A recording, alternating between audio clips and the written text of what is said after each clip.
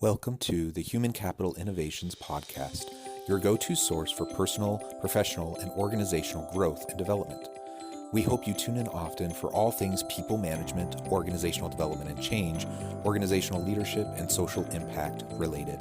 Maximize your personal and organizational potential with Human Capital Innovations Podcast.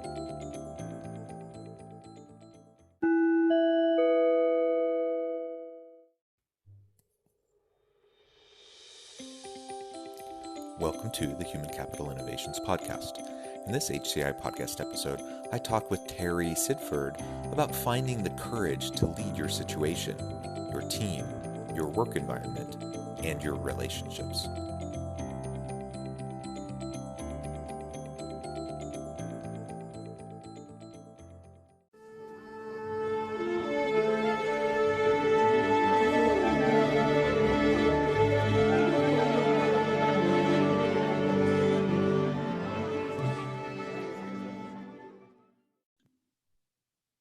Terry Sidford, welcome to the Human Capital Innovations Podcast.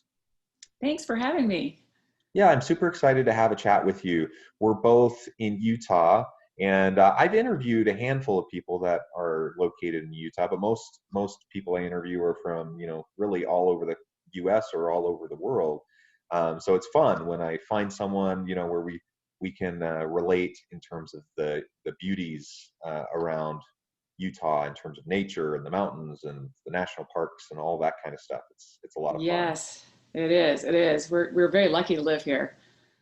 Yeah, just this morning I was dropping my my youngest daughter off at school, and just the sun was just coming over the top of the mountains, and just kind of had one of those wow moments, like, wow, how am I so lucky that I get to be in the middle of this and get to see this each and every day. I love that. I absolutely love that. Yeah, we really need to focus on things like that right now in the middle of everything, and look at the beauty that's just right outside our door when things get a little bit challenging. I just got back from California visiting family, so it was fun to come back home. Good. Well, today we're going to be talking about finding our courage, the courage to lead our own situation, to lead our team, our work environment, and our relationships. And I know you do a lot of work in this area, and so I look forward to picking your brain and getting some of your insights to share with the listeners. Before we dive into the discussion, I just wanted to share Terry's bio with everybody. Terry Sidford is a sought-after TEDx speaker, author, and certified professional life coach. She has spent over half her life acquiring the knowledge and experience that qualify her to guide others. The acquisition of those experiences is a basis for her book, 100 Hearts, Inspiring Stories from the Women Who Lived Them, a collection of stories of female courage in the face of adversity. You can find Terry working on her next signature talk and sharing her insights with audiences across the nation at her website, terrysidford.com. So thank you so much for joining me. Before we launch in, anything else you would like to share by way of personal background, context, anything for the listeners?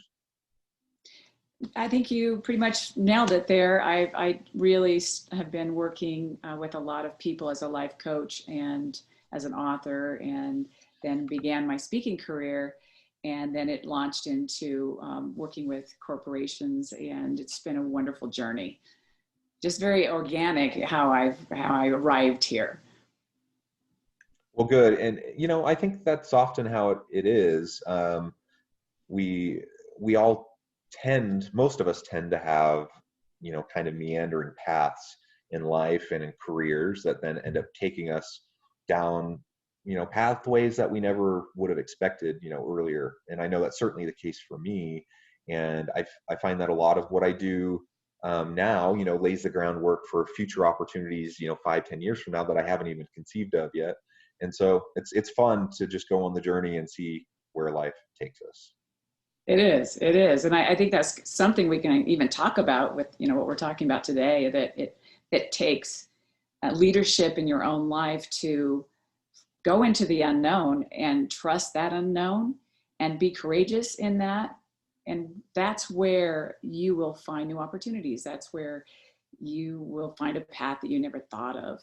And so I'm hoping we can talk about that a little bit more. today. Excellent. Yeah, let's absolutely do that. I thought maybe we could start off with a brief discussion about values and value alignment, value congruence. So we all have to make compromises each and every day. We're we're faced with all sorts of complex situations, and in my experience, not much in this world fits into black and white thinking. There's lots of shades of gray. There's lots of colors in the rainbow. Whatever metaphor you want to use. The reality is that things are messy. Things are complex, and so we have to wrestle with and live within the tension of having our values and staying true to ourselves, but also responding to situations and understanding they're messy, and sometimes there's not a great outcome. There's not a great choice. Like we have a bunch of bad choices or maybe we have a bunch of good choices and we're just trying to figure out which one we should do. And it's hard stuff. So tell me, what do you think about how we can better align our values with the situations we find ourselves in, and how we can find courage to say no when things don't align with those values, to say yes when things do align, but maybe it's a little scary. What do you think? Yeah, I love this topic because it's something I talk about with my clients all the time. Because if you, first of all, don't do the work to understand what it takes for you individually to be happy and fulfilled, all those different pieces in your life, and understand what makes you, part of who you are. What's important to you, and that's part of your values. And I do believe that values are some things that you bring into this world. There's some core values that are just with you. When you're 5 years old, you're like, yep, I was just like that when I was 5. That was important to me. And then you take on society's values, and some add to your character and add to your fulfillment. And then you also take on some other values in your life that really aren't yours, or they don't support who you really are and what's most important to you. And I think it's taking time to understand those things first of all. And that gives you the grounding and the foundation to handle whatever life throws at you. And another thing, they say that people that are really resilient, and that's the ability to bounce back from difficulty, are people that understand that life is challenging, that there are going to be challenging situations where you have to make a decision and you have to say no. And if you say no based on what's most important to you and your values, it becomes easier. Because when you say no, you're actually saying yes to something else. And the more you do it, it's just like a muscle, it becomes easier. And so it's a practice. You have to really practice it. And again, you want to do it with tact. You don't want to just say no. And sometimes it needs an explanation. Other times it does not. And, some people in the beginning, when they say no, they're kind of rigid. It's like, no, because they're not used to it. So just, practice it until it just becomes, you do it with grace and ease, and people respect you. And that's in the workplace or in your personal life. They'll start to respect you and trust you because, she will say what she really means, or he will say what he really means. Yeah, yeah. And I like how you frame that, as there's flip sides to the coin, right? So you're saying no to something, that means you're saying yes to something else, or vice versa. You're saying yes to something, you're saying no to something else. So we're faced with those kinds of decisions each and every day. And a lot of times, we, in our own minds, we think, well, I don't want to disappoint somebody, so I'm just going to say yes, even though that's not consistent with who I am. Or maybe I just don't have the, that's a problem in the workplace all the time. People say yes, they feel like pressure, they feel like they have to agree to do something more rather than, maintaining personal boundaries. And so, it's a challenge, but we need to remember that we are saying no to something else if we say yes to that thing that we don't feel is consistent with ourselves. If I say yes to this extra project at work, I'm saying no probably to an extra activity with my family, or to whatever other important thing that there is in my life. And so I have to make that decision. Which priority am I going to allow to dictate my choices? And of course, there's messiness. And so, you make choices and there are consequences. And, even though I think employers should respect employees and their boundaries and work-life balance issues and, all of that, that's another discussion that we could have. But, Yes. even though I feel like that's really important, the fact is, if I'm an employee, I don't control that. And so my boss could be a jerk and they could ask me to do something and I say no, and then they retaliate against me in some way. That is a possibility. So part of all of this, as we're thinking about saying yes, saying no, we're thinking about the consequences of our actions, is we have to learn to be comfortable with the outcomes, even if it's Mm. not perhaps what we would really desire. So I know if I'm going to say no to someone in a position of power, I know that there's a potential that that could come back to hurt me, and I have to be okay with that. And Mm-hmm. that's where the courage comes in, right? Yes. Because I have to trust that life will take me in a better direction if someone retaliates against me for just living up to what I feel is right. Wow, you couldn't have said that any better. And it's true. It takes courage. It's not easy. This isn't something easy. We're faced with difficult decisions a lot of the time, especially in the workplace, and there are consequences. But at the end of the day, you're the one that lives with yourself, and you're the only one that can make that decision of what is a priority right now. And another little trick or suggestion that I can give to people is, if you really don't know, you're on the fence, but something doesn't feel right, and you just like, I can't say yes, I can't say no, I don't know what to do, is to tell that person, that you need a few minutes or you need a day to get back with them, and wait till you really know what that answer is. And then you do your best that you can. And we all just do our best that we can with the information we have in the moment. So if you need more information, gather more information to make that decision. But get really clear on why you're doing this, and what's the outcome. Yeah, and I think that's really important, and that comes back to personal boundaries. That a lot of times people in positions of authority or power, they kind of pressure you to make a decision in the moment, even though you don't actually have the information necessary. You may need to go home and talk to your family. You may need to collect some data. You may need to just take the time to think it through.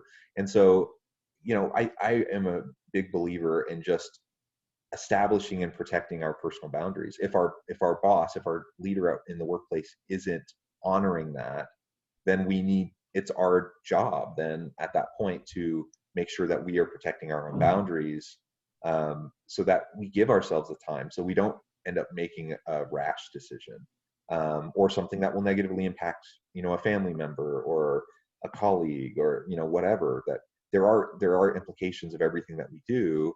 And to the best of my ability, I want to make decisions that will, at least at a minimum, do no harm to those around me, and hopefully actually benefit, right, and have positive impacts for people around me. And that includes my family, that includes my neighbors, that includes my boss. I want them to be successful, and that will only happen as I'm successful. So I want the workplace to be successful. um, but I have to recognize that it's a challenge if I'm being pressured and pushed into making a decision prematurely. On the flip side of that, some people fall into what we might call decision paralysis, where they just can't get themselves to move forward. And there's a variety of reasons why that might happen for an individual, and that's also harmful. So we don't want to make decisions in the moment, especially highly emotional types of situations. We want to give ourselves time, but we also can't just linger forever. And there is timeliness that is required, particularly in the workplace. And so while it might be reasonable to ask for a day to think something over, it's probably not reasonable to ask for a week or a month, or to have things just drag on for indeterminately. So we have to avoid decision paralysis also.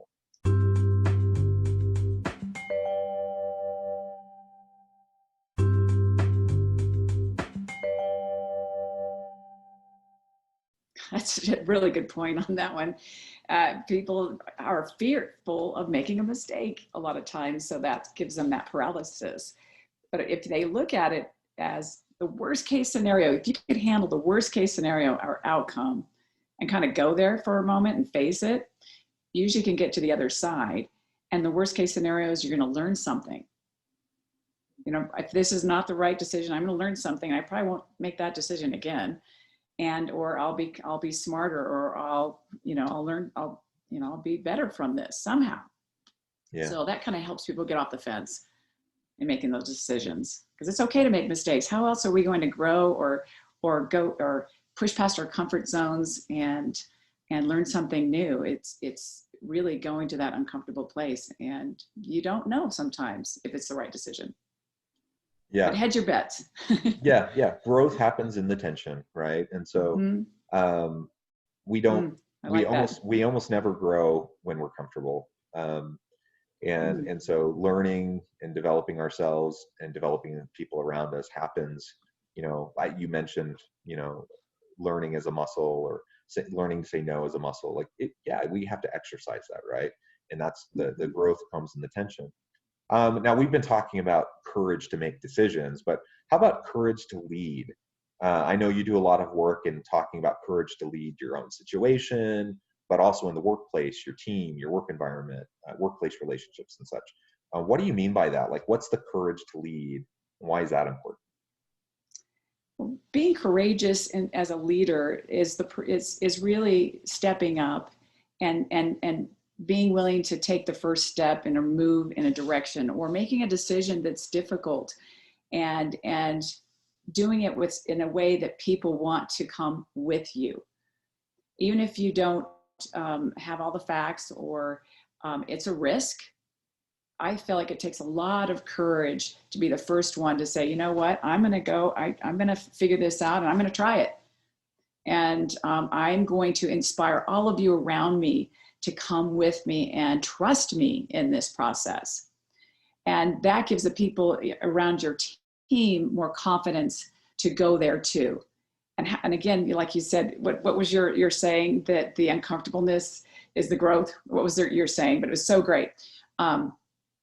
But that is where you grow, and that's what leaders are. And it takes courage. It's facing the fear and the unknown and the difficult part of whatever they've decided they're going to do, and bringing other people with them and pushing past it and getting to the other side. And to me, that's really courageous. Yeah. And that is hard. I mean, even in leadership, and there's levels, right, of leadership. And right now I'm talking about formal leadership roles. I think we all can be leaders regardless of a title or role in an organization. But there are formal roles too, and from kind of the lowest level supervisor all the way up to the C-suite and the CEO.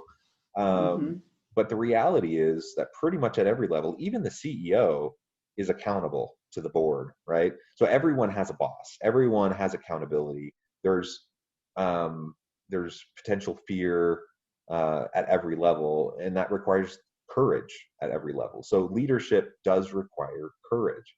Now, at the very beginning of our discussion today, I already forgot, but you had mentioned something that you wanted to make sure that we got to in relation to this topic. So let's go there before we move on.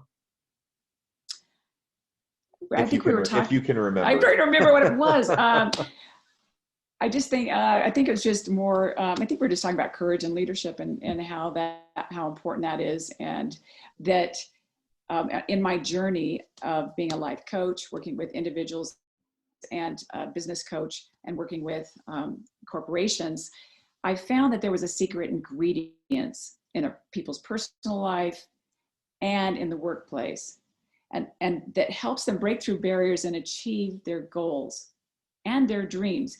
And there's many barriers and obstacles out there that we're all dealing with. And what makes a difference of people who've been very successful is that they were courageous. That's the secret ingredient.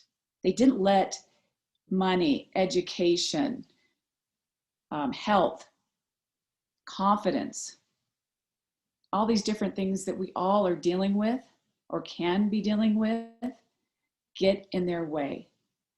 They saw a vision. They knew that they were stronger than they thought they were. And that's what I found with courage, that a lot of people are using being courageous and using courage, but they haven't really put a word to it. And it's courage. And it really is speaking one's truth and knowing that you can face the difficult things and keep going, and there's something on the other side of it. And it's persistence, it's not giving up, and it's knowing that there's something there if you do keep going, and believing in oneself. And that's personal life or in your workplace. And I think right now, maybe whoever's listening, you're probably thinking, you're right. I mean, think back into the things that you've overcome in your life and in work. Was that just luck? Or were you stronger than you thought you were? Maybe you were courageous. And now, knowing that, what can you do into the future? What haven't you done yet that might require courage? And that's how I help people understand how courageous they are and that they really can handle more than they think. And the unknown's our friend. Look back and see how courageous you've been and use that to catapult you forward into wonderful, great, amazing dreams and goals that you haven't even achieved yet. Yeah, I think, we all deal with struggles, trials. We all have our insecurities. Every single one of us, and even people who seem super confident on the outside, still have their inner demons and their insecurities that they're trying to deal with. So I think what you say is very, very important, that it does take courage. Each and every day, it takes courage to get up. It takes in the morning. I think especially if someone has mental health challenges or depression or things like that. I mean, literally sometimes getting out of bed in the morning can be one of the biggest challenges that they're going to face, right? Yes, yes. And we go out, we tackle the day, we face relationships where people are imperfect, and even if we assume that everyone's doing the best they can, which I think is a good assumption to have, people make mistakes and they'll say hurtful things or do hurtful things, and so each and every day it's going to be hard, but that's totally to be expected. And as long as we recognize that it just is, that's the way it is, then we can learn what are our coping mechanisms going to be, and how can we establish healthy coping mechanisms? How can we establish healthy boundaries? How can we start to develop and build on our confidence in ourselves to be able to be resilient and to be able to respond to adversity in healthy ways? I can think, I suppose just like all of us, we have different points in our lives that were kind of inflection points where they became really impactful. And I'm sure I've had a bunch of them over the course of my life. But as you were talking, I had one come to mind. That was when I was a teenager, and I was on this really long bike ride. We were doing a 200-mile bike trip over the course of 2 days. Wow. That's a lot of riding your bike, right? And it's a lot. It's a lot, and it was hard. And I won't bore you with the whole story, but basically that was a really impactful thing for me as like a 14-year-old going on this big bike ride and pushing through the pain and the challenges, and just kind of finding some inner confidence through that. And that then led, as I gained some confidence from that then led me towards other areas of my life where I was able to gain confidence, do new challenging things, that then built more confidence. And so sometimes we just have to step into the darkness a few steps, try something out, recognizing it's not always going to work, but we will learn from it. And the successes will build upon each other if we just continue to challenge and push ourselves. That's a great example. You had never done anything like that before. You didn't know what that was going to be like. And look what it gave you. You're actually referring back to it now as a story that was impactful for you, and I'm sure making decisions that are, okay, can I handle this, and moving forward into something that's unknown. And I think that's that's what this is about. It does build, one on top of the other. And one of my steps in my workshop, the Courage to Lead, that I'm going to be releasing soon, is that you never disqualify yourself. Instead, say yes. You really don't know what you can do unless you try. And so my motto is that, say yes and then start to figure out how I'm going to do it. If it's something I really want to do it, I'll say yes, and many times have no idea how I'm going to get that done. Whether that's a TED Talk. I remember, someone said, you should do a TED Talk. I'm like, okay, that'd be great. It's going to take me a good year to probably get into some TED Talk somewhere. And first one I applied to said yes. And then I was supposed to be on stage in 4 months. I didn't even have my talk figured out. So I'm like, okay, here we go. I have 4 months, I can do this. And it's been an amazing journey living like that. I mean, even if you don't have the qualifications you think you have, or you haven't done the education or the certificates or whatever it is, you really don't know what's possible unless you go for it. So that's another thing, I think, on the thing that you're saying. You have to, if you've had something in the past where you've been able to do that, that will give you the confidence to do something that you have no idea how to do it. But you'll figure it out. And that takes courage. That does take courage. Absolutely. Well, Terry, it has been a real pleasure talking with you today. We're drawing short on time. So this has been a really fun discussion. Perhaps I can have you back on sometime so we can continue. But before we leave, yeah, that would be wonderful. Before we leave today, though, I want to give you the last word, and I want to give you a chance to share with listeners how they can get connected with you, find out more about your upcoming webinar and other things that are coming down the pipeline. Thank you so much. It's really been an honor to speak with you today, and I love what you're doing, and I really want to support that. And for my listeners out there, I'm working on a new book, and I have a webinar that's going to be released, The Courage to Lead, and you can go to my website to find out all the information about that and where to sign up. I'm available for coaching, and I have a sought-after newsletter that a lot of people are really enjoying right now. So go to Terry, Terry, Sidford, SIDFORD.com. And I look forward to hearing from you. And I hope that you are leading in your own personal life and your professional life, and know that you are capable of much more than you think you are capable of doing.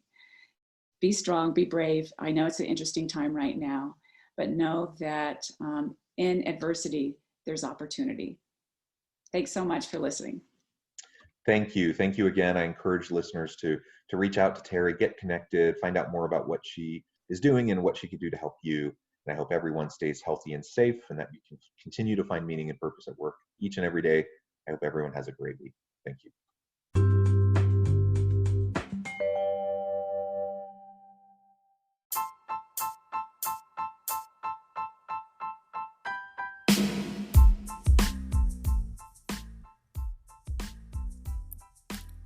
We are excited to announce the launch of Human Capital Innovation's new e-magazine, Human Capital Leadership.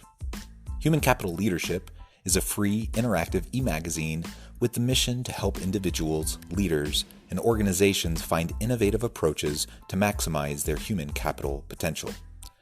We will be publishing issues quarterly in August, November, February, and May. We hope you'll check out our first issue, and please let us know what you think.